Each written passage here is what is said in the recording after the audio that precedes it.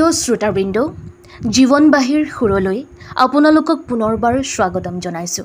Doctor Shashikanta শইকীয়াৰ আন এটা অনুপ্ৰেৰণামূলক লেখালৈ আপোনালোকৰ সন্মুখত আপোনালোকৰ বাবে পাঠ কৰিবলৈ ওলাইছোঁ। আজিৰ লেখাৰ শিৰোনাম ইচ্ছা শক্তি, সফলতাৰ ইঞ্জিনৰ ইন্ধন। জীৱনত সফলতাৰ বাটত ঘাইকৈ সদায় দুটা শক্তিয়ে ক্ৰিয়া কৰে। এই দুই শক্তিৰ উপযুক্ত ব্যৱহাৰ, উপযুক্ত চিন্তাৰ মাধ্যমত মানুহে সফলতা লাভ কৰিব পাৰে।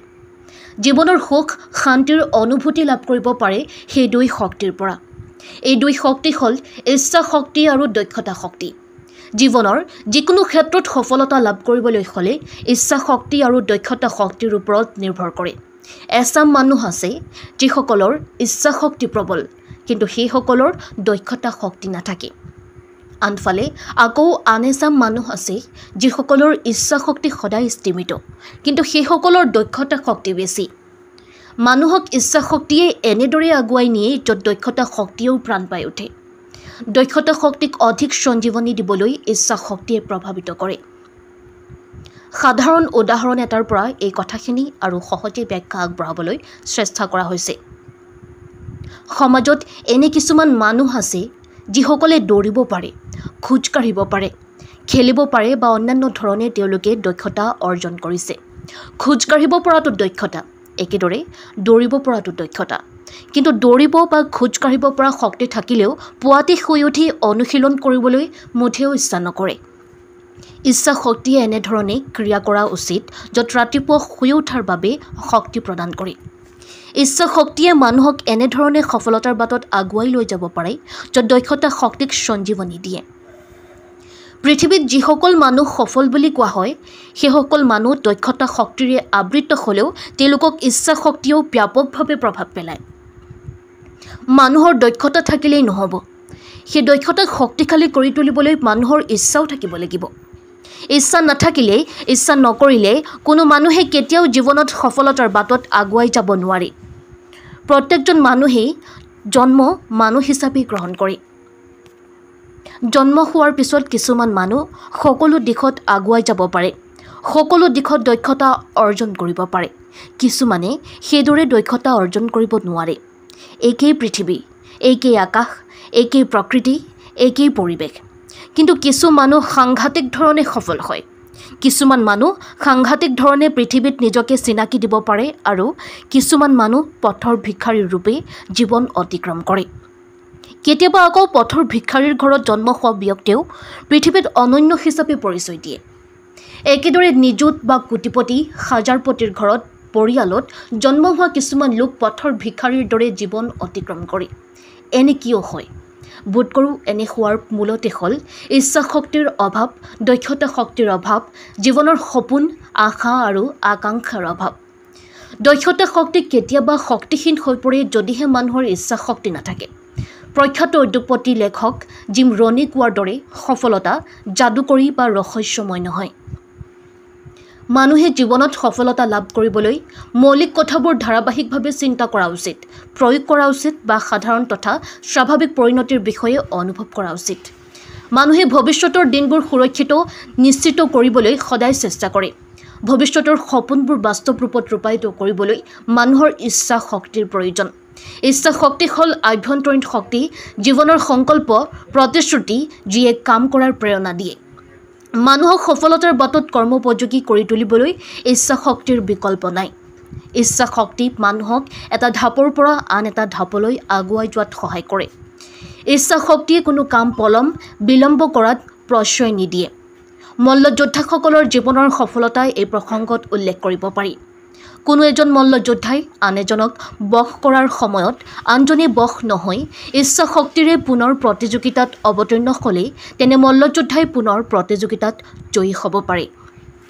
যেতিয়া কোনো এজন মল্লযোদ্ধাই গ্ৰাউণ্ডত অৱশ হৈ পৰে তেতিয়া তেওঁ ইচ্ছা শক্তিক স্মৰণ কৰি পুনৰ প্ৰতিযোগিতাত লিপ্ত হ'লে সেই প্ৰতিযোগীয়ে খেল জয় কৰিব পাৰে। কেৱল মল্লযোদ্ধাই নহয়, জীৱনৰ সকলো ক্ষেত্ৰতে ইচ্ছা শক্তিৰ কথা আলোচনা কৰিব পাৰি। প্ৰিয় শ্ৰোতাবৃন্দ, আপোনালোকৰ সহযোগিতাই আমাক উৎসাহিত কৰিছে।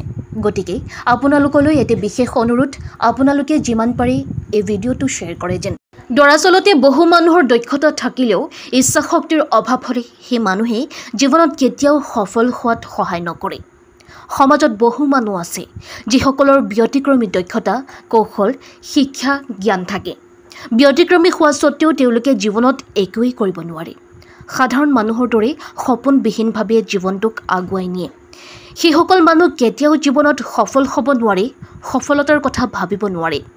নিজৰ আশা আৰু আকাংক্ষাক বাস্তৱিক ৰূপ দিবলৈ হ'লে মানুহে সপোন দেখিব লাগিব।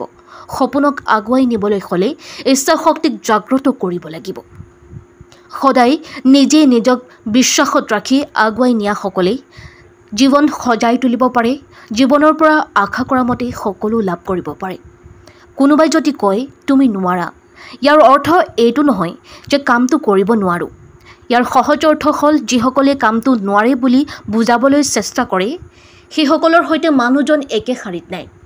এনে সময়ত পৃথিৱীৰ সকলো মানুহে যেতিয়া নোৱাৰোঁ বুলি মূৰটো তললৈ কৰি হতাশ হৈ পৰে, তেতিয়া মনৰ মাজত এটা অহংকাৰক জাগ্ৰত কৰা প্ৰয়োজন, যি অহংকাৰে কামটো সম্পূৰ্ণ কৰাত সহায় কৰে আৰু মূৰটো তললৈ নহয় ওপৰলৈ কৰি জীয়াই ৰখাত সহায় কৰে।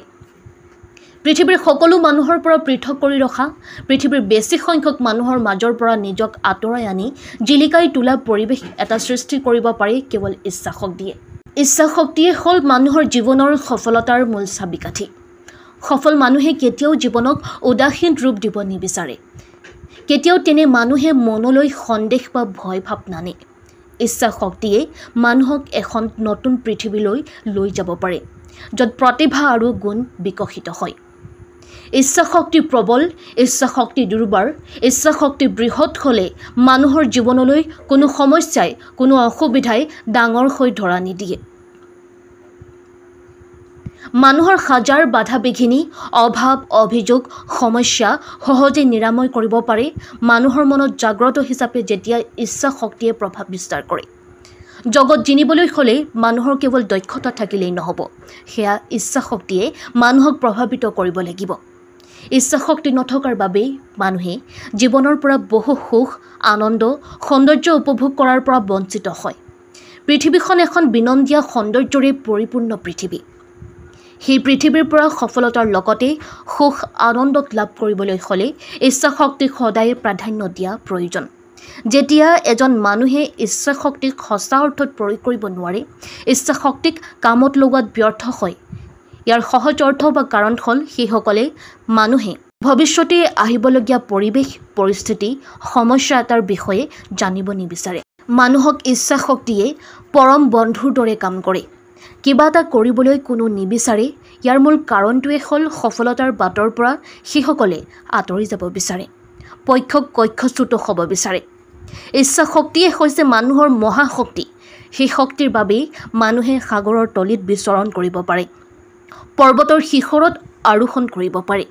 পৃথিৱীৰ ওখ শৃংগ দখল কৰিবলৈ মাথো এমুঠিমান মানুহৰ ইচ্ছা শক্তি থাকে, সেইসকলেই পৃথিৱীৰ ওখ ওখ শৃংগবোৰ বগাব পাৰে। যিসকলে জীৱনত নোৱাৰোঁ, নহ'ব, অসম্ভৱ শব্দকেইটা জিভাৰ তেনেই আগত লৈ ফুৰে, সেইসকলে জীৱনৰ আনন্দও লাভ কৰিব নোৱাৰে, জীৱনৰ সুখ অনুভূতিও ল'ব নোৱাৰে। তেনে মানুহৰ সংখ্যাই বোধকৰোঁ পৃথিৱীত বেছি।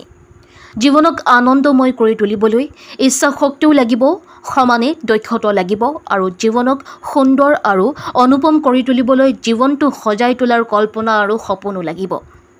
অৱশ্যে তেনে মানুহৰ সংখ্যা সদায় কম। শক্তিশালী মানুহ আৰু দুৰ্বল মানুহৰ মাজত থকা অন্যতম পাৰ্থক্যটো হ'ল শক্তিশালী মানুহে পৰাজয়ৰ পিছত কেতিয়াও হাৰ নামানে আৰু দুৰ্বল মানুহে এবাৰ পৰাজয় হোৱাৰ পিছত কোনোদিনে আৰু আগুৱাই যাবলৈ চেষ্টা নকৰে। সেয়ে ইচ্ছা শক্তিক মহান শক্তি বুলি ব্যাখ্যা আগবঢ়াই দক্ষতা শক্তিতকৈও ই মহান শক্তি বুলি কোৱাৰ মূল কাৰণটোৱে হ'ল ইচ্ছা শক্তি হ'ল মানুহৰ জীৱনৰ সফলতাৰ এনে এক শক্তি যি শক্তিয়ে গাড়ীৰ ইঞ্জিন চলোৱাৰ ইন্ধনৰ দৰেই সহায় কৰে। শ্ৰদ্ধাৰ শ্ৰোতাবৃন্দ, আশা কৰোঁ আপোনালোকে এই লেখা সুন্দৰকৈ উপভোগ কৰিলে। পৰৱৰ্তী সময়ত পুনৰ এটি নতুন সুন্দৰ বিষয় লৈ আপোনালোকৰ মাজত উপস্থিত হ'ম। শ্ৰোতাবৃন্দ, আপোনালোকলৈ পুনৰবাৰ এটি বিশেষ অনুৰোধ, আপোনালোকে এই ভিডিঅ'টো লাইক, কমেণ্ট আৰু শ্বেয়াৰ কৰিবলৈ নাপাহৰে যেন। আজিলৈ ইমানেই, ধন্যবাদ।